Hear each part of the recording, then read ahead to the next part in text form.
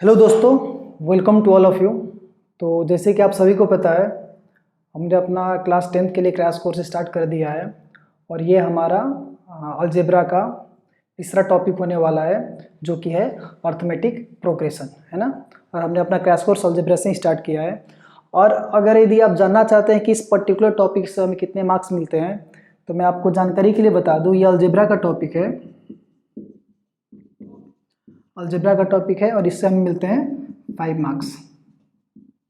ठीक है, 5 मार्क्स मिलते हैं। और दूसरा चीज़ कि क्या इस पोर्शन में से, इस चैप्टर में से कोई भी चीज़ डिलीटेड है क्या? तो इसमें से कुछ भी डिलीट नहीं हुआ है, आपको सभी चीज़ें पढ़नी है। और सभी चीज़ें क्या, ज़्यादा कुछ है भी नहीं, बस ये 3-4 चीज़ें पढ़नी है ना। तो इसमें कुछ डिलीट नहीं हुआ है और ये चैप्टर कोई बड़ा चैप्टर भी नहीं है, ये आसानी से 5 मार्क्स मिल सकते हैं। ठीक है, तो बिना किसी देरी का शुरू करते हैं और ये हमारा अर्थमेटिक प्रोग्रेशन सीखने की कोशिश करते हैं। ठीक है, तो जैसे कि आप सभी को पता है कि हम सबसे पहले जो भी चैप्टर का नाम है उसी को इंट्रोड्यूस करते हैं। और पहला टॉपिक भी अपना कि इंट्रोडक्शन है ना, कि अर्थमेटिक प्रोग्रेशन कहते हैं किसे हैं। सबसे पहले आप प्रोग्रेशन समझ लीजिए। प्रोग्रेशन कहने का मतलब कि एक के बाद एक आने वाली चीज़ है ना, कुछ भी हो सकता है, एक के बाद एक आने वाला। तो नॉर्मली मैथमेटिक्स में हम लोग प्रोग्रेशन मतलब कि एक के बाद एक आने वाले नंबर्स के बारे में डिस्कस करते हैं, है ना। अब प्रोग्रेशन बहुत टाइप्स के हो सकते हैं, ज्योमेट्रिकल प्रोग्रेशन भी होते हैं, हार्मोनिक प्रोग्रेशन भी होते हैं ना। लेकिन क्लास 10th में आपके लेवल के हिसाब से आपको अर्थमेटिक प्रोग्रेशन पढ़ने हैं। अब अर्थमेटिक प्रोग्रेशन एक्चुअली होते क्या है, ठीक है, आप ये समझ लो। यदि अगर मैं यहाँ पे बोलूँ कि ये मेरा एक 2 है, ठीक है, और मैं बोलूँ कि मेरा ये 3, ये 4, ये 5 है, तो इस पैटर्न को देखकर यदि आप अगला पैटर्न बता पा रहे हैं, अगला नंबर कौन सा होगा, 6 होगा, अगला कौन सा 7 होगा। कैसे पता चला आपको ये चीज़? क्योंकि आपने देखा कि इन दोनों के बीच में एक का डिफरेंस है, इन दोनों के बीच में एक का डिफरेंस है, तो इसके बीच में भी एक का डिफरेंस होना चाहिए, इसके बीच में भी एक का डिफरेंस होना चाहिए, इसके बीच में भी एक का डिफरेंस होना चाहिए, राइट। यही चीज़ तो है, और कुछ कोई बड़ी बात है क्या इसमें? कुछ भी नहीं है। तो ठीक इसी तरीके से देख के अगर आपको कॉमन डिफरेंस की चीज़ दिखती है, कॉमन डिफरेंस करने का मतलब कि हर जगह डिफरेंस अगर सेम आ रहा है, अगर डिफरेंस की वजह से कोई भी नंबर आगे बढ़ रहा है, मतलब कि आप सेम डिफरेंस ऐड कर देते हो तो आपको दूसरा टर्म मिल जा रहा है, और फिर डिफरेंस ऐड करते हैं तो दूसरा टर्म मिल जा रहा है, इसका मतलब कि वो चीज़ क्या है, अर्थमेटिक प्रोग्रेशन। पहली बात तो प्रोग्रेशन मतलब कि हम आगे बढ़ रहे हैं, राइट, प्रोग्रेस कर रहे हैं। और दूसरी बात अर्थमेटिक तरीके से प्रोग्रेस कर रहे हैं, मतलब कि कॉमन डिफरेंस के साथ प्रोग्रेस कर रहे हैं, तो ये क्या हो गया, अर्थमेटिक प्रोग्रेशन। कोई दिक्कत? कोई दिक्कत नहीं, ठीक है। तो अब इस चीज़ को थोड़ा मैथमेटिकली कैसे लिखते हैं वो चीज़ें देख लेते हैं हम लोग। तो जाहिर सी बात है, हम पहले वाली चीज़ को हम A1 बोलते हैं, इसको A2, इसको A3, सिमिलरली ये आपका A4 हो जाएगा, ये आपका A5 हो जाएगा, ये A6 हो जाएगा, तो ये चलता रहेगा, है ना, चलता रहेगा अपना। अगर कोई लास्ट टर्म है तो लास्ट हम लोग लिख देंगे, वरना ये लास्ट तक कहाँ तक जाएगा, ये मान लीजिए कि आपका AN तक जाएगा, है ना, AN तक गया। तो ये तो हो गया आपका अर्थमेटिक प्रोग्रेशन का इंट्रोडक्शन, राइट। अब दूसरा चीज़ है कि derivation of the nth term, मतलब आपका nth टर्म कितना होगा, यानी कि लास्ट टर्म कितना होगा, ठीक है, या फिर किसी भी टर्म का निकालने का एक जनरल फॉर्मूला क्या होगा, हमें वो डिराइव करना है सबसे पहली बात। तो आपको एक चीज़ बता दूं मैं, हमने बोला कि मेरा A1 जो है, और ये A2 है, ये A3 है, ये A4 है, ये A5 है, और करते करते करते करते आप यहाँ पे AN तक पहुँच गए मान लीजिए, ठीक है। और सबसे पहली बात आपको एक ये भी बता दूं मैं आपके इन्फॉर्मेशन के लिए, कि ये जो A1 जो फर्स्ट टर्म होता है ना, A1, ये जो फर्स्ट टर्म है, इसे हम लोग A के नाम से भी डिनोट करते हैं, ठीक है। किसके नाम से डिनोट करते हैं? A से भी इसको डिनोट करते हैं। और इस A में अगर हम कोई भी एक कॉमन डिफरेंस ऐड करते हैं तो मुझे जाहिर सी बात है कि A2 मिल जाएगा। कोई दिक्कत? कोई दिक्कत नहीं। तो उस कॉमन डिफरेंस को हम लोग लिखते हैं D, ठीक है।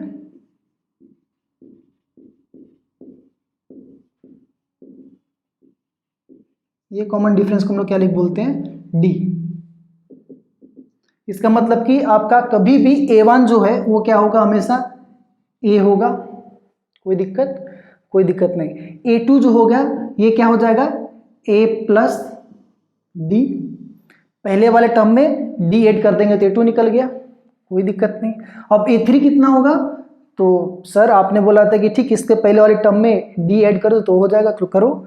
तो ये हो जाएगा ए टू प्लस डी, पहला वाला टर्म ए टू में मैंने डी ऐड कर दिया। और आप बोलोगे सर ए टू तो ए प्लस डी है ना, तो ठीक है पुट करो। ए टू के जगह पे हम क्या लिख सकते हैं, ए प्लस डी प्लस ये डी कितना हो जाएगा, ए प्लस टू डी। कितना आसान है। अब तुम्हारा ए थ्री जो है कितना आ गया, इतना आ गया, ए प्लस टू डी आ गया। तो अब ए फोर कितना होगा ये फिर ए थ्री प्लस डी, पिछले वाले टर्म में कॉमन डिफरेंस ऐड कर दो, आपका नया टर्म आ जाएगा। तो आपका ए थ्री कितना है दोस्त, ए थ्री आपका ए प्लस टू डी प्लस ये डी, ये हो जाएगा आपका ए प्लस थ्री डी। तो ये ए फोर हो गया। तो आपको इतना देखने के बाद ये तो पता चल गया होगा कि जब यहाँ पे टू आ रहा है तो यहाँ पे सिंगल वन वन है, यहाँ पे थ्री आ रहा है तो यहाँ पे टू आ गया, जब यहाँ पे फोर है तो यहाँ पे थ्री आ गया, तो यहाँ पे जब फाइव होगा तो यहाँ पे फोर आना चाहिए, मतलब कि ए प्लस फोर डी, है कि नहीं। इसका मतलब कि जो भी यहाँ पे वैल्यू है उससे एक कम करके हम डी के साथ मल्टीप्लाई कर रहे हैं, यही तो बात है ना। तो इसकी इसी तरीके से क्या हो जाएगा, ए एन बराबर क्या हो जाएगा, A plus N minus one into D. बताओ तो, है कि नहीं, कितना आसान है। ए एन बराबर क्या आ गया, A plus N minus one into D. N minus one क्यों, क्योंकि एन से बस एक कम, फाइव से एक कम फोर, फोर से एक कम थ्री, थ्री से एक कम टू, और टू से एक कम वन, और फिर एक पहला टर्म तो ए है। कितना आसान है। लो आपका ये भी हो गया, derivation of the nth term, nth term निकाल लिया। अब ये निकालने से फायदा क्या है ना कि आप किसी भी टर्म का वैल्यू निकाल सकते हैं, राइट। जैसे कि माने कि अब अभी जो हमने एग्जांपल लिया था बेस्ट इसी को ले लीजिए, ये अर्थमेटिक प्रोग्रेशन में है कि नहीं है, जाहिर सी बात है। तो कैसे है भाई, तो इसका कॉमन डिफरेंस आप देख लीजिए, इसका कॉमन डिफरेंस कितना है, इसका कॉमन डिफरेंस डी है। ए टू माइनस ए वन कर लीजिए आप, डिफरेंस निकालने के लिए हमेशा हम लोग आगे और सक्सेसिव टर्म माइनस पीछे वाला टर्म को करते हैं, राइट। तो ये हो जाएगा आपका ए टू माइनस ए वन, तो ए टू कितना है थ्री माइनस टू, ये आपका आ गया वन, है ना, वन आ गया। अब मानिए कि ये ए वन हो गया, ये ए टू हो गया, ये ए थ्री हो गया, ये ए फोर हो गया, ये ए फाइव हो गया, ये ए सिक्स हो गया, और आपका ए सेवन यहाँ पे नहीं पता है। वैसे हमें तो पता है कि 8 होगा, आपको भी पता है 8 होगा, लेकिन क्या इस तरीके से निकल सकता है क्या, देखते हैं। तो ये वाला जो है ये A7 है ना, A7 है। तो A7 के लिए हमने nth टर्म क्या निकाला formula, A plus N minus one into d. तो A plus N minus one into d, तो ये किस चीज़ के लिए निकाल रहे हैं हम लोग, ये इस चीज़ के लिए निकाल रहे थे। इसके हिसाब से ए जो है कितना है 2 है, कोई दिक्कत, कोई दिक्कत नहीं, 2 हमने आराम से निकाल लिया। तो एक की जगह मैंने 2 लिख दिया, प्लस एन कितना है, तो जितना यहाँ पे रहेगा वही तो एन है हमारा। देखो आप ये एन है तो एन माइनस वन हुआ, तो अगर ये 7 है तो ये 7 माइनस वन हो जाएगा इंटू, और डी कितना है, डी हमने इसके लिए 1 निकाला है ना। तो ये आपका आ गया 1, तो ये हो जाएगा 2 प्लस 7 माइनस 1 6 इंटू 1, जो कि हो जाएगा 2 प्लस 6 जो कि हो जाएगा 8। सच सच बताना, आपने खुद से सोचा था कि नहीं सोचा था कि ये नंबर 8 आएगा। देखो ऐसे भी करके आ गया, तो ये तो बहुत आसान था इसलिए ऐसे आ गया, लेकिन क्वेश्चंस बहुत मज़ेदार मिलेंगे आपको, है ना। ये सोचने पर मजबूर कर देंगे क्या सही में यही टर्म है क्या, ऐसे क्वेश्चंस आपको मिलेंगे, ठीक है। तो आपका ये चीज़ तो पता चल गया, है ना। अब एक दो क्वेश्चंस ले लेते हैं आपके टेक्स्ट बुक से ही कि क्वेश्चंस किस तरीके से फ्रेम होते हैं, है ना। और नॉर्मली इस टाइप के क्वेश्चंस आपको 1 या 2 मार्क्स के लिए मिल जाएंगे। तो सबसे पहला क्वेश्चन जो हम ले रहे हैं उसमें आपको ये बताना है कि ये एक प्रोग्रेशन दिया हुआ है। प्रोग्रेशन मतलब क्या बोला मैंने, एक के बाद एक आने वाले नंबर, है ना। एक प्रोग्रेशन दिया हुआ है और आपको बताना है कि ये चीज़ें अर्थमेटिक प्रोग्रेशन है कि नहीं है, और अगर अर्थमेटिक प्रोग्रेशन है तो बताओ इसके अगले 3 टर्म्स क्या क्या हो सकते हैं, ठीक है। तो कोई बात नहीं, यहाँ पे हम ये क्वेश्चन जो है आपको ऊपर की तरफ अपडेट कर देंगे। तो आपको क्वेश्चन दिख जाएगा, या फिर क्वेश्चन अपडेट करने की ज़रूरत भी नहीं है, हम क्वेश्चन आपको यहीं पे लिख देते हैं। ध्यान से समझिए आप लोग, ये चैप्टर बहुत इंपॉर्टेंट है यार। थोड़ा सा इतना सा पढ़ के अगर 5 मार्क्स मिल रहा है तो क्यों छोड़े, है ना। इसीलिए सबसे पहले हम अलजेब्रा लेकर चल रहे हैं, है ना। 20 मार्क्स अलजेब्रा से आते हैं और ये मार्क्स आपके एकदम बिल्कुल हाथ के मार्क्स हैं, आप अपने तरीके से इसको ले सकते हैं, ठीक है। तो क्वेश्चन जो है इसमें 2 4 2 4 8 16 है ना, 2 4 8 16 ... तो इसमें पूछा जा रहा है कि बताओ मेरे भाई ये अर्थमेटिक प्रोग्रेशन है क्या। तो जाहिर सी बात है, इसको हम लोग A1, इसे A2, इसे A3, इसे A4 ऐसे करके देखेंगे। तो हमारा A1 is equals to A जो है फर्स्ट टर्म जो है वो आपका 2 हो गया, और common difference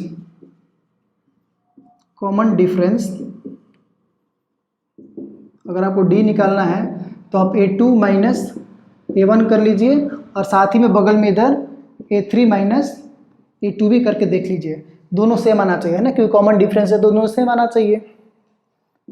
A2 minus A1 अगर करेंगे हम तो ये कितना हो जाएगा, ये 4 माइनस 2, A2 माइनस 7 कितना हो 4 माइनस 2, A2 आ गया, और इधर कितना आ रहा है 8 माइनस 4 आपका आ गया 4।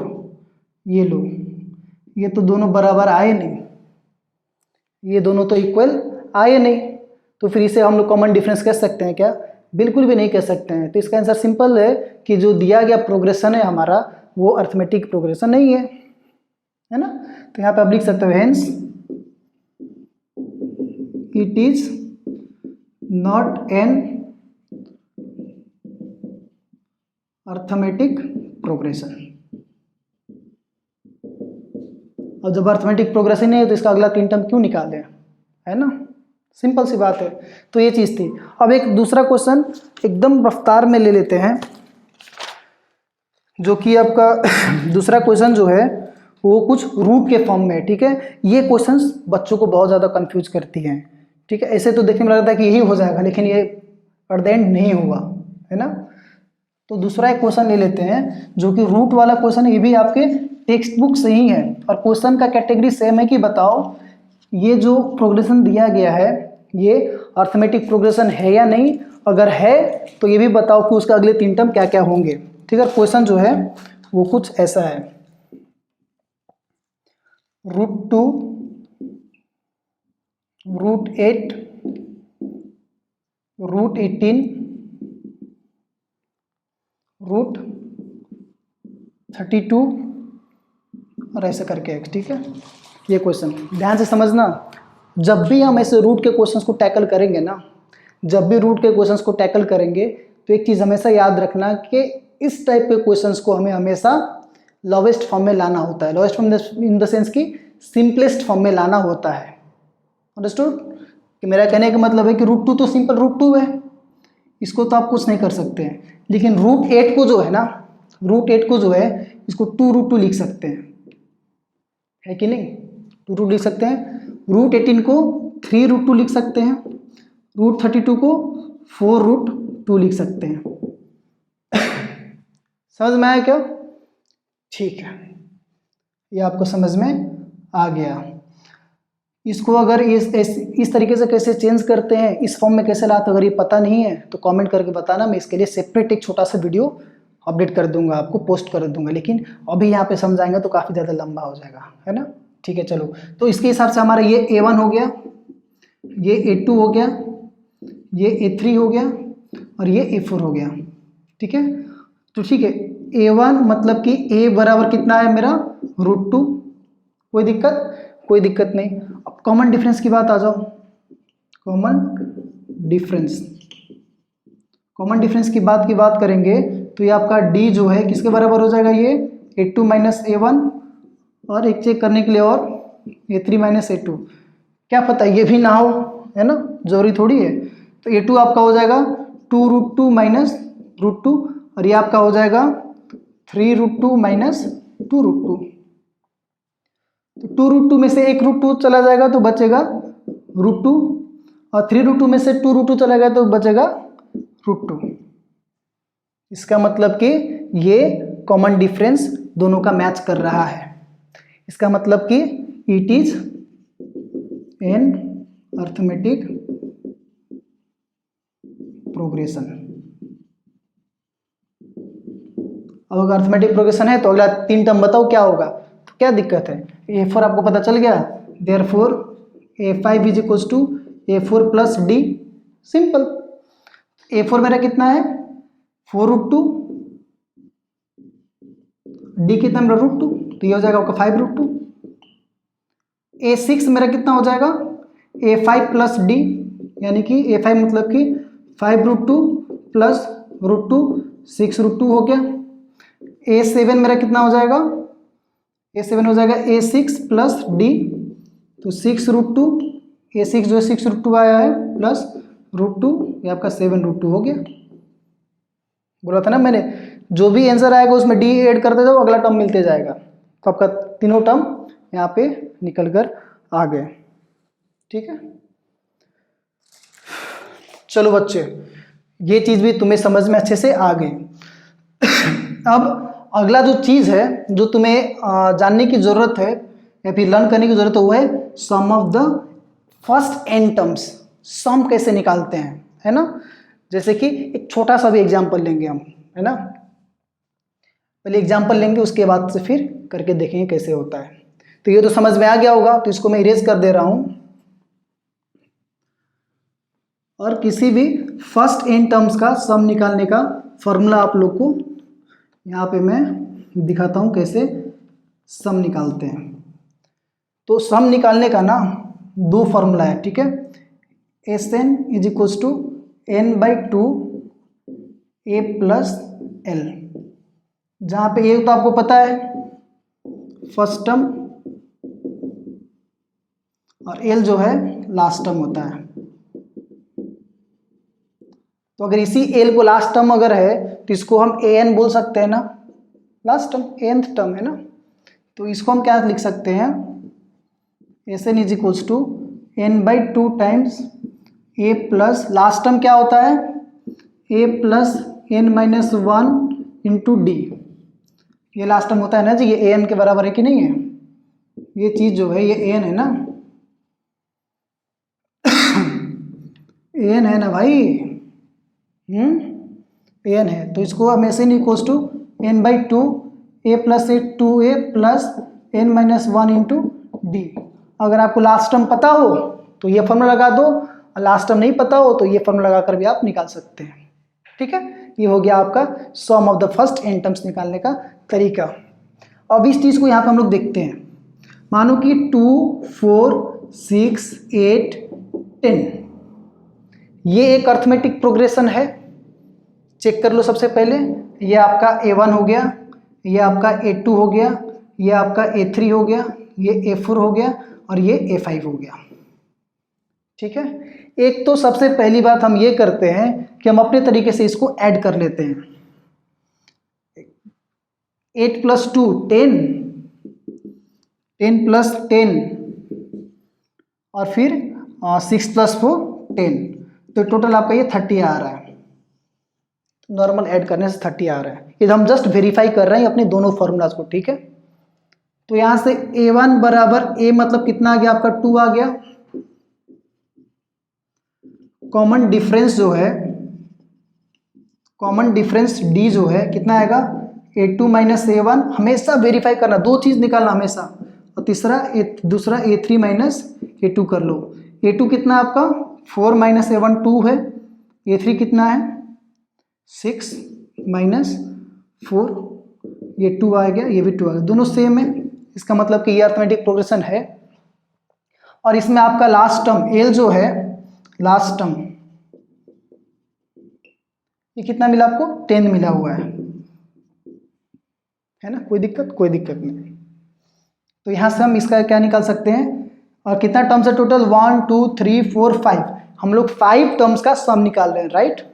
तो S5 is equals to n/2 a plus l। तो n कितना है 5 है, तो 5/2 हो गया इंटू a प्लस एल। आपका a कितना है दोस्त, a आपका है 2 प्लस l कितना है 10। इसको आप सॉल्व कीजिएगा तो 5/2 इंटू 2 प्लस 10 12 हो गया, तो 2 6 ज़ा 12 कितना आ गया 6 5 ज़ा 30। देखो तो सेम आंसर आया, 30 आ गया ये फॉर्मूला लगाने के बाद। अब अगर मानो कि आपके पास ये नहीं रहता, ये लास्ट टर्म जैसे मानो कि आपके पास सिर्फ यही 2 रहती है ना, आपके पास सिर्फ यही 2 रहता, हमें ये 3 टर्म्स दे रहते और बोलते कि फर्स्ट 5 टर्म्स का सम निकालो। तो हम क्या कर सकते थे, S5 is equals to n/2 2a plus n-1 into D.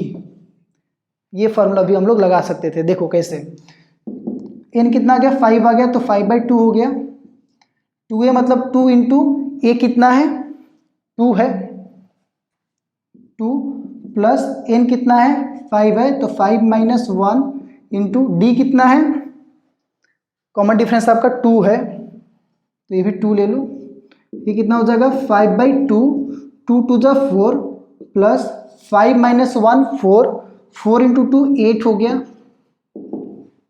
ठीक है, ये यहाँ पे क्या होगा, ये 5-1 4 हो जाएगा और 4 इंटू 2 8 हो जाएगा, राइट। और 8 यहाँ पे मैंने इसको लाकर 8 रख दिया और ये 2 2 जा 4 यहाँ पे आ गया, तो ये 5/2 इंटू 8 प्लस 4 12 हो गया, तो 2 6 जा ये भी देखो तो 30 आ गया। कितना मज़ेदार तरीके से आगे बताओ। तो फर्क नहीं पड़ता है आप कौन सा फॉर्मूला यूज करें, दोनों फॉर्मूला सेम ही है, बस यहाँ पे एल एन टर्म होता है, रेन टर्म की जगह पे हम a plus n-1 into D लिख सकते हैं। ठीक है, तो आप इसको एक बार कॉपी कर लीजिए। और इस चीज़ से रिलेटेड आपके लिए हम एक क्वेश्चन आपके टेक्स्ट बुक में से ले लेते हैं, है ना। जैसे कि इस क्वेश्चन में एक क्वेश्चन है ये कि find the sum of the first 22 terms of AP. First 22 terms of AP है ना, इसका मतलब कि n22 आ गया। इस क्वेश्चन को हम ऊपर अपडेट कर देंगे, ठीक है, आप उसको एक बार देख लीजिएगा। चलिए, तो इसको मैं रब कर देता हूँ। ये जो सम ऑफ फर्स्ट इन टर्म्स का जो सेक्शन है ये काफ़ी ज़्यादा इंपॉर्टेंट है, क्वेश्चंस इसी से बनने वाले हैं, है ना। लॉन्ग क्वेश्चंस आपको इसी से देखने को मिलेगा। तो एक क्वेश्चन और ले लेते हैं इसका, फिर हम लोग आगे मूव ऑन कर जाएंगे लास्ट पार्ट के लिए।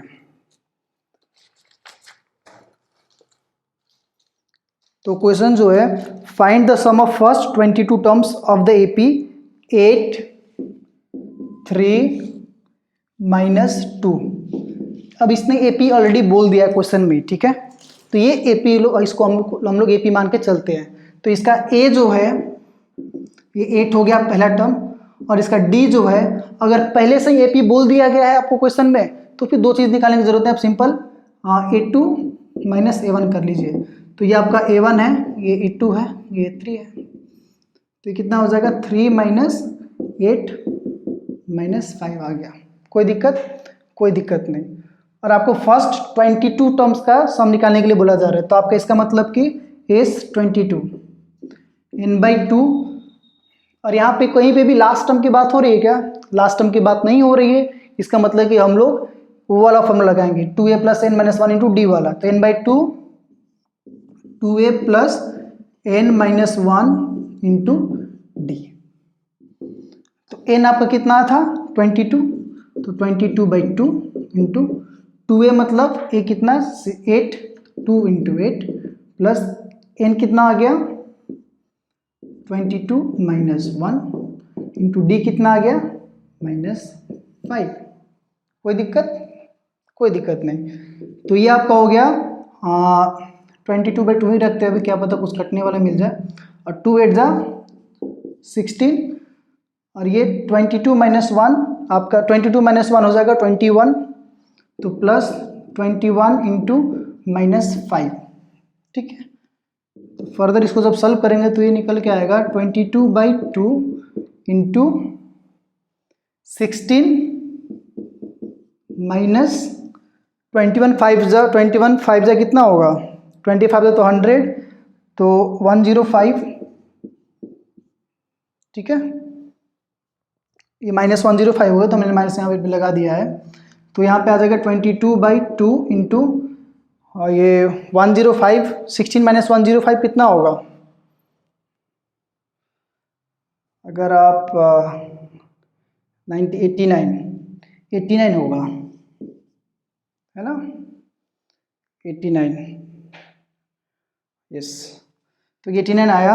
और फर्दर आप इसको जब सॉल्व कर लोगे तो आपको यहाँ पे आंसर कितना होगा निकल के आ जाएगा, राइट। ये आप 2 11 जा कर लो, ठीक है, 2 11 जा ये 22, और 11 इंटू -89, एक्चुअली -89 है, ठीक है। इसका मल्टीप्लाई करोगे तो आपका 890 प्लस 89 आएगा, जो कि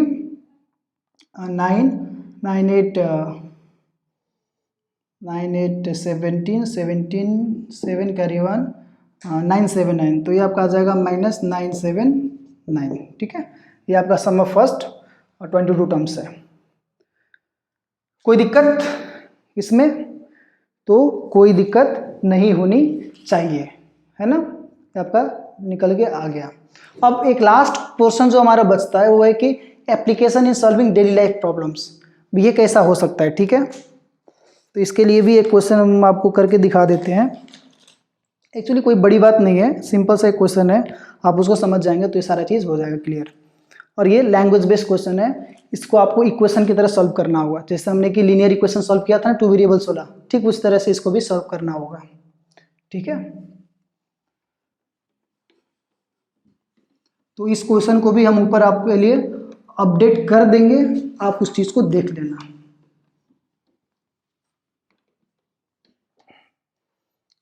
ठीक है, चलिए क्वेश्चन में ये बोला जा रहा है कि a manufacturer of TV sets produced 600 sets in the third year में कितना बनाया इसने, थर्ड ईयर मतलब कि A3 मान लो, हमारे लिए तो थर्ड ईयर मतलब कि तीसरा टर्म ही है ना, ठीक है। थर्ड ईयर में इसने कितना बनाया, 600 बनाया,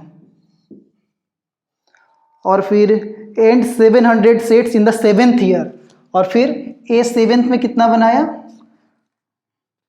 700, ठीक है। तो क्वेश्चन में आपसे क्या पूछा जा रहा है, assuming that the production increases uniformly by a fixed number. Uniformly by a fixed number कहने का मतलब ये कि अब इसने इस क्वेश्चन को AP बना दिया। Assuming that the production increases uniformly by a fixed number every year, simple सी बात है भाई, जब by fixed number every year बोले इसका मतलब कि ये अर्थमेटिक प्रोग्रेशन में फॉलो अप हो रहा है। तो अब इसके पहले यहाँ पे A1 भी होगा, A2 भी होगा, A3 है, A4 A5 A6 भी होंगे, A4 A5 A6 भी होंगे, फिर A7 आया है ना। तो बोला जा रहा है कि the production in the first year कितना है ये निकालो, और the production in the 10th year कितना होगा ये भी निकालो, और the total production in the first 7 years मतलब कि फर्स्ट 7 ईयर्स तक का सम भी निकालने के लिए बोल रहा है, ठीक है। तो सबसे पहले यहाँ से हमें जो दिया गया हम उसको फॉलो अप करते हैं। हमारे पास है A3 इक्वल्स टू 600 और A7 इज इक्वल्स टू 700। तो A3 को यार आपको पता होगा कि इसको हम A+2D लिख सकते हैं ना, A+2D, जो कि A जो है हमारा ये पहला टर्म A है कि नहीं, तो इसको हम A+2D लिख सकते हैं, और इसको हम क्या लिख सकते हैं, A+6D। कैसे लिख रहे हैं ये चीज़ें हम, AN equals to A+n-1 into D होता है, ये हमने इसके लिए पढ़ाया था, ठीक। उसी तरीके से अगर ये 3 है तो यहाँ पे 2 आ जाएगा, यहाँ पे 7 है तो यहाँ पे 6 आ जाएगा। तो ये A+2D बराबर कितना है, 600 है, इसको इक्वेशन 1 बोल लो आप, और A+6D बराबर 700 आगे इसको इक्वेशन 2 बोल लो, है ना। अब क्या, अब subtracting equation 2 from 1 we get elimination method. तो A+2D इज इक्वल्स टू 600 और A+6D इज इक्वल्स टू 700। मैंने सब्ट्रैक्टिंग बोला तो माइनस माइनस माइनस, तो A से कट गया, और 2 - 6 - 4D और +600 - 700 प्लस माइनस माइनस, तो ये -100 आ गया, माइनस माइनस कट के दोनों तरफ के, यहाँ से d बराबर 100/4, तो ये 25 हो गया। Therefore d is equals to 25, मतलब कि d का वैल्यू तो 25 आपका क्लियर हो गया। कॉमन डिफरेंस है ना। जब d बराबर 25 आ गया तब तो a भी निकल जाएगा ना। Put d is equals to 25 in equation 1, a plus 2 into 25 is equals to 600। तो ये कितना आ गया भाई, a plus 50 is equals to 600 implies a equals to 600 minus 50, a is equals to 550। कोई दिक्कत, a इक्वल्स टू 550 हमारा आंसर आ गया। तो इस यहाँ से आपका d का वैल्यू भी आ गया और a का वैल्यू भी आ गया। अब क्वेश्चन का अगला पोर्शन क्या है, आपको ऊपर दिख रहा है यहाँ पे कि the production in the first year. तो भाई बस, तो production in the first year कितना है, A1 इज इक्वल टू कितना है 550 हो गया, क्योंकि A1 मतलब यही तो होता है। और दूसरा क्वेश्चन क्या है कि the production in the 10th year, the production in the 10th year मतलब कि आपको निकालना है A10th। सिंपल सी बात है, A10th मतलब कि A plus 9 into D, A plus 9D है ना, A प्लस 9D, जो कि A कितना है आपका 550 प्लस 9 इंटू डी कितना है जी 25। कोई दिक्कत, कोई दिक्कत। ये कितना हो जाएगा 550 प्लस 25 9 जा कितना होगा 25 8 जा 200 और ये 225 होगा मेरे हिसाब से, तो 225 ही ले लो, ठीक है। तो ये आपका कितना हो जाएगा 577,775। कोई दिक्कत, कोई दिक्कत नहीं। तो आपका दूसरा पार्ट भी क्वेश्चन का आ गया। तो ये पहला था, ये दूसरा आ गया। अब तीसरा में क्या बोल रहे हैं ये लोग कि the total production in the first 7 years, the total production in the first 7 years मतलब कि A1 से लेकर 7 तक का ना, first second third fourth fifth six 7 तक का आपको निकालना है। तो आपको तो A7 भी पता है और A1 भी पता है, मतलब कि अगर हम S7 की बात करें तो n/2 A प्लस L भी लगा सकते हैं ना। इसके हिसाब से L कितना हो जाएगा A7, इसके हिसाब से A कितना हो जाएगा A7 ही हो जाएगा ना, क्योंकि लास्ट टर्म तो यही है S7 के लिए, ये वाला हो जाएगा। नहीं तो दूसरा चीज़ आप क्या लगा सकते हैं, Sn is equals to n/2 2A plus n-1 into D, आप ये भी लगा के कर सकते हैं, ठीक है। तो यहाँ पर आप ये वाला लगाएंगे तो n7 आ जाएगा /2 हो गया, इंटू A आपका कितना था 550 प्लस L कितना हो जाएगा 700। कोई दिक्कत, तो ये आप कर लेना, नॉर्मल सा कैलकुलेशन आपका आंसर मिल जाएगा। और यहाँ पे भी आप लगा सकते हो n/2 मतलब कि n7 है आपका 7/2, 2A मतलब कि 2 इंटू 550 प्लस 7-1 इंटू 25 है ना, डी का वैल्यू 25, ठीक है। आप इसको भी सॉल्व करके आंसर निकाल सकते हो। ये जो होमवर्क कर लेना, कोई भी दिक्कत हो तो इसमें यदि डाउट मुझसे पूछ लेना, ठीक है दोस्तों। आज के लिए इतना ही रहने देते हैं। और यार अगर वीडियोस मेरे अच्छे लग रहे हैं तो सब्सक्राइब कर दो, और अगला एक चैप्टर हम लोग फिर से एक ही बार में ख़त्म करने वाले हैं, जो कि है पोलिनोमियल्स, ठीक है। इसके बाद अलजेब्रा ख़त्म, अलजेब्रा के लिए फिर अलग से पढ़ाई करने की ज़रूरत नहीं पड़ेगी, है ना। तो फिर हमारे 20 मार्क्स जो है कन्फर्म हो जाएंगे। अगर किसी भी चीज़ से रिलेटेड कोई भी डाउट हो तो यार कमेंट करके बताओ, है ना, उस चीज़ को हम सॉल्व करने की कोशिश करेंगे। और जितना हो सके अपने दोस्तों के साथ ये जो भी क्रैश कोर्स चल रहा है इसको आप शेयर करो, ठीक है। चलिए फिर मिलते हैं अगले क्लास में, थैंक यू।